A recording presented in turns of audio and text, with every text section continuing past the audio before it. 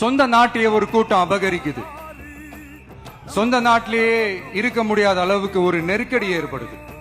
So வேற வழி இல்லாம அந்த நாட்டை விட்டே வெளியே போய் வேற ஒரு இடத்துக்கு போய் காடு மலை அப்படி இப்படின்னு சுத்தி மறைஞ்சு வாழ வேண்டிய ஒரு சூழ்நிலை ஏற்படுது. என்னடா இப்படியே ஓடிக்கிட்டு இருக்குமேன்னு சொல்லிட்டு தன்னோட நட்பு சக்திங்க கிட்ட பேசி ஒரு பெரும் படையை திரட்டிக்கிட்டு அதிரடியா ஒரு போரை நடத்தி அந்த நாட்டையே திருப்ப மீட்டு எடுத்தது யார் தெரியுமா? நம்ம கொள்கை தலைவர்களை ஒருத்தரான ராணி வேலு நாச்சியார் அவர்கள் தான். அவங்களுக்கு அந்த நட்பு சக்தியா கூட இருந்து உழைச்சது சின்ன மருது, பெரிய மருது, சையது, கார்கின்னு சொல்லிட்டு அந்த 3 பேரும் தான்.